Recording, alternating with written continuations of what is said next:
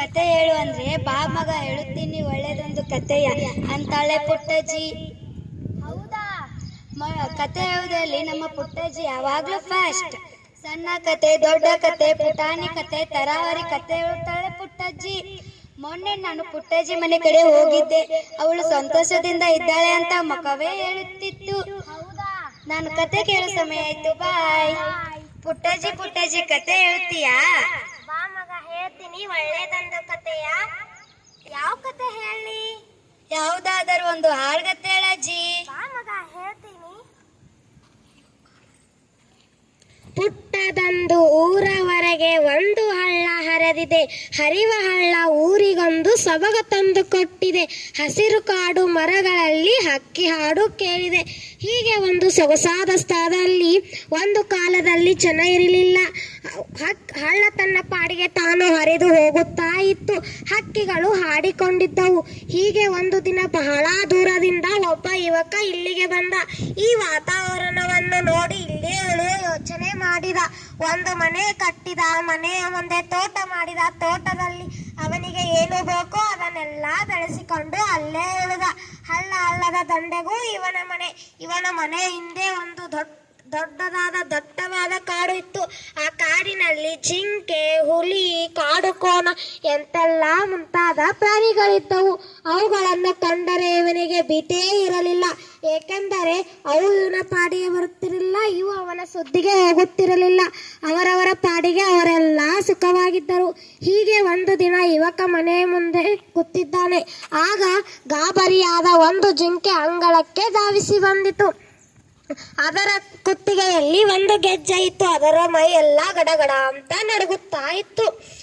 ಕಾಡಿನಲ್ಲಿ ಒಂದು ಹುಲಿ ಜಿಂಕೆಯನ್ನು ಕಂಡಿತು. ಅದರ ಬೆನ್ನು ಹತ್ತಿ ಹಳ್ಳದಡೆಗೆ ಬಂದಿತು. ಪ್ರಾಣ ಭಯದಿ ಜಿಂಕೆ ಬಂದು ಮನೆಯೆಂದು ಹೊಕ್ಕಿತು. ನನ್ನ ಪ್ರಾಣ ಉಳಿಸು ಎಂದು ಮನೆಯೊಡನೆ ಕೇಳಿತು. ಆಗ ಯುವಕ ಎದ್ದು ನಿಂತು ಆ ಜಿಂಕೆಯನ್ನು ತಬ್ಬಿ ಸಮಾಧಾನ ಮಾಡಿದ. ಆಗ ಆ ಯುವಕನ ಮನೆಯ ಮುಂದೆ ಒಂದು ಹುಲಿ ಬಂದಿತು. ಏ ಯುವಕ, ಇದು ನನ್ನ ಆಹಾರ. ಇದನ್ನು ರಕ್ಷಿಸಿದರೆ ಅರಣ್ಯ ವಿರೋಧವಾಗುತ್ತದೆ. ಇದನ್ನು ಬಿಟ್ಟು ಕೊಡು ಎಂದಿತು ಹುಲಿ. ಆಗ ಯುವಕ, ಇದು ಅರಣ್ಯದ ಪ್ರಾಣಿಯಲ್ಲ, ಇದು ಯಾರೋ ಸಾಕಿದ ಪ್ರಾಣಿ.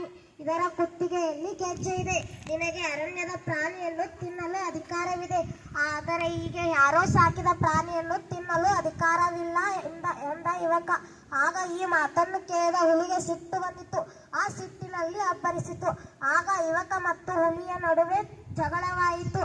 ಆಗ ಹುಲಿ ಯುವಕನಿಗೆ ಎಲ್ಲಿ ಬೇಕೋ ಅಲ್ಲಿ ಕಚ್ಚಿಬಿಟ್ಟಿತು. ಕೊನೆಗೂ ಹುಲಿ ಸೋತು ಅಲ್ಲಿಂದ ಪಲಾಯನ ಪಟ್ಟಿಸಿತು. ನಾನು ಇನ್ನು ಮುಂದೆ ನಿನ್ನ ಸಾಹಸಕ್ಕೆ ಬರುವುದಿಲ್ಲ ಎಂದಿತು. ಆಗ ಜಿಂಕೆ, ನನ್ನನ್ನು ಉಳಿಸಲು ಹೋಗಿ ನಿನಗೆ ಹೀಗಾಯಿತೆ ಎಂದು ಕಣ್ಣೀರು ಸುರಿಸಿ ಕಾಡಿಗೆ ಹೋಯಿತು. ಸೊಪ್ಪು, ಸದೆ, ಬೇರು, ತೊಗಟೆ ಎಲ್ಲವನ್ನು ತಂದಿತು. ಅರೆದು ಕುಟ್ಟಿ ಮದ್ದು ಮಾಡಿ ಗಾಯಗಳಿಗೆ ಹಚ್ಚಿತು. ಗಾಯನಾಗಿ ಅವನು ಮತ್ತೆ ಎದ್ದ ನಡೆಯತೊಡಗಿದ. ಇದನ್ನು ಕಂಡು ಜಿಂಕೆಗಾಯಿತು ಅಪರಿಮಿತಿಯ ಆನಂದ. ಹೀಗೆ ಆ ಜಿಂಕೆಗೂ ಮತ್ತು ಯುವಕನಿಗೂ ಏನೋ ಸಂಬಂಧ ಕೂಡಿ ಬಂದಿತು. ಒಂದು ದಿನ ಆ ಜಿಂಕೆಯಲ್ಲಿ ಏನೋ ಚಿಂತೆ ಇರುವುದನ್ನು ಯುವಕ ಗಮನಿಸಿದ.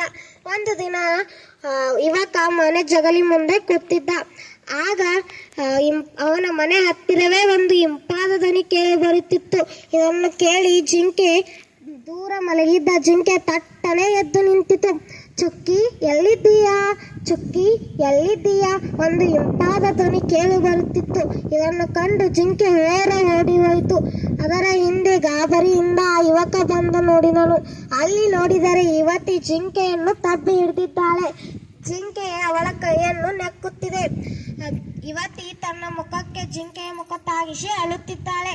ಆ ಯುವಕನನ್ನು ನೋಡಿದ ಕೂಡಲೇ ತನ್ನ ಪರಿಚಯವನ್ನು ಹೇಳಿಕೊಂಡಳು. ಇದು ನಾವು ಸಾಕಿಕೊಂಡ ಜಿಂಕೆ.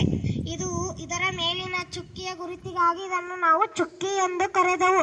ಇದು ಬಹಳ ದಿನಗಳವರೆಗೆ ಕಾಡಿಗೆ ಓಡಿ ಬಂದುಬಿಟ್ಟಿತು.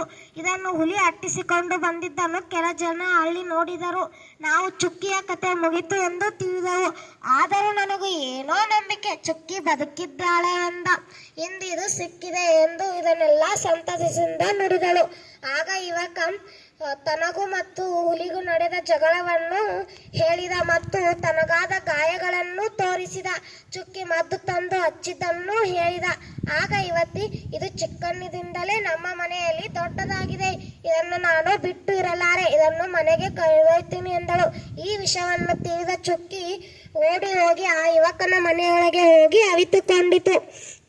ಆಗ ಯುವಕ, ನಾನು ಇದನ್ನು ಬಿಟ್ಟು ಇರಲಾರೆ, ಹುಲಿ ಬಾಯಿಂದ ರಕ್ಷಿಸಿದ್ದೇನೆ, ನಾನು ಇದನ್ನು ನಿನಗೆ ಬಿಟ್ಟು ಕೊಡಲಾರೆ ಎಂದ ಯುವಕ. ಆಗ ಯುವತಿ, ಸರಿ, ಹಾಗಾದರೆ ನಾನು ಇಲ್ಲೇ ಇರುತ್ತೇನೆ ಚುಕ್ಕಿಯ ಜೊತೆ ಎಂದು ಆ ಯುವಕನ ಮನೆಯೊಳಗೆ ಹೋಗಿ ಚುಕ್ಕಿಯನ್ನು ತಬ್ಬಿ ಹಿಡಿದಳು. ಚುಕ್ಕಿ ಎಂಬ ಪಾಪ ಜಿಂಕೆ ಹುಲಿಯ ಕಣ್ಣಿಗೆ ಬಿದ್ದಿತು. ಅದನ್ನು ಯುವಕನೊಬ್ಬ ಅದನ್ನು ಉಳಿಸಿ ಮನೆಯಲ್ಲಿರಿಸಿ ಸಾಕಿದ. ಹುಡುಕಿಕೊಂಡ ಬಂದ ಹುಡುಗಿ ಅದನ್ನು ಬಿಡೆ ಎಂದಳು. ಹುಡುಗ ಹುಡುಗಿ ಒಂದಾಗಲು ಚುಕ್ಕಿಯೇ ಮುಂದಾಯಿತು.